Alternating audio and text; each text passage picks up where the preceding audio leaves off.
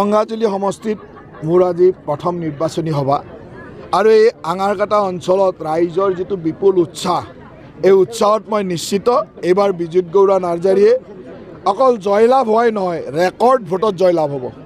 চাৰিওফালে ভাৰতীয় জনতা পাৰ্টিৰ পৰিৱেশ। পদুম ফুলৰ চিনত ভোট দিবৰ কাৰণে বিটিয়াৰবাসী আজি উৎসাহিত হৈ আছে।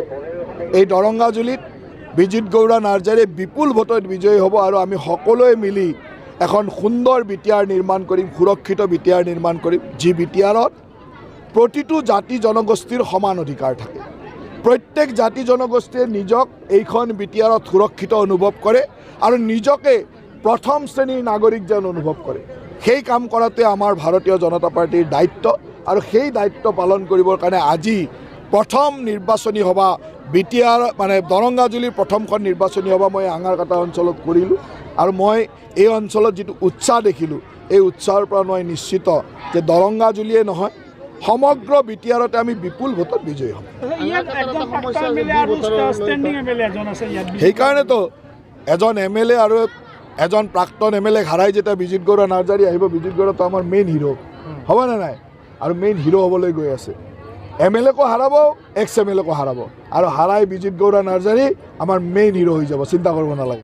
তাৰপিছতে তেওঁৰ জন্মদিন পালিব, তেওঁৰ আনন্দ প্ৰকাশ কৰিব, হয় নে নাই?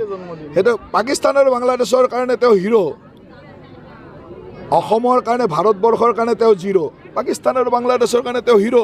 গতিকে পাকিস্তান আৰু বাংলাদেশত তেওঁৰ জন্মদিন পালিব, তেওঁৰ উৎসাহত উৎসাহিত হ'ব।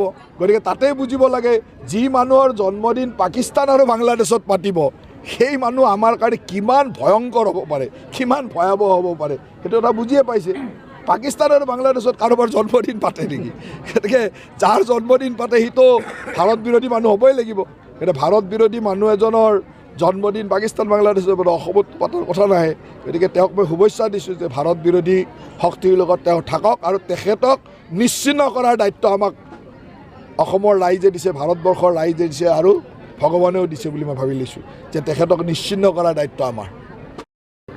মই সুধিলোঁ, ডি ভোটাৰ নায়েই ইয়াতে, গোটেই আঙাৰকাটা অঞ্চলটোত হাৰ্ডলি 2-5জন ডি ভোটাৰ ওলাব আৰু বাকী ডি ভোটাৰে নাই। এইটো ইছ্যু কৰিবলৈ কি আছে? কেৱল যোৱা 5 বছৰে যিসকল মানুহে কোনো এই মানুহসকলৰ কাৰণে একো কাম নকৰিলে, এতিয়া ইলেকশ্যনৰ আগত এই ডি ভোটাৰৰ কথা কয়, মাটিৰ কথা কয়, এটা ইছ্যু বনাব চেষ্টা কৰিছে। কিন্তু ৰাইজেতো বুজি পায় ডি ভোটাৰ থাকিলে ডি ভোটাৰৰ ইছ্যু হ'ব, ইয়াত ডি ভোটাৰে নাই, এটা ইছ্যু ক'ৰ পৰা আহিলে?